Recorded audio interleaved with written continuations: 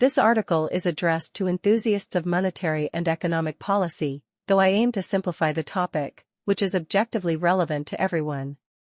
I am observing a surge of excitement in the field of private international financial/monetary research that exceeds the prudence required for the prospective stability of the economic system. I have noted the same concern in conversations with colleagues, but they have highlighted the difficulty of correcting this risky trend, as it takes the shape of a wave, encouraged by the new possibilities brought about by the advent of the cybernetic age. Since I cannot tolerate passivity, I asked myself, A. Should we wait for the implosion of pseudomoney to generate corrective measures through crisis? B. Should we oppose it by invoking repressive measures in a Don Quixote-like fashion? C. Or should we seek a futuristic monetary innovation that offers both advantages and stability? The third option seemed to me the most effective, innovative, and non-liberty threatening. I asked my researchers to launch a study program aimed at identifying a monetary formula more competitive and stable than cryptocurrencies, stablecoins, and similar instruments. I provided them with the following hypotheses, summarized here to invite both criticism and suggestions from Italian academic colleagues, as well as from anyone who wishes to contribute. The first point, anarcho-capitalism versus socially conscious liberalism, is that a currency must be regulated and managed by a central bank, as the highest producer of trust, and not by a private monetary source. Secondly, let it be stated clearly, private actors are entirely free to generate tokenized financial value packages, but these must be transparent for evaluation by both the market and regulatory institutions. The key point, I see tokenization as an evolved form of securitization that may carry monetary value, but cannot be considered a currency. Thirdly, from the perspective of economic and financial geopolitics, beyond national currencies, there is a need for an international metacurrency, which I provisionally call credit.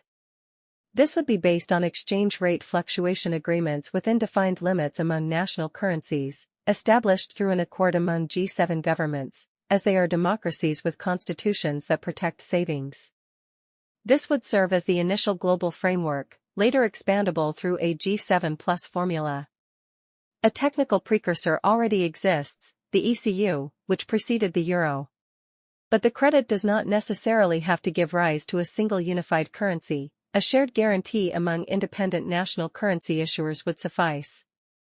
Fourth, to what end, considering a global scenario of rising public debt and the need to boost growth for systemic financial rebalancing? In my view, the most important goal is to leverage the broad guarantee base of the credit to extract more resources from the future for investment in the present.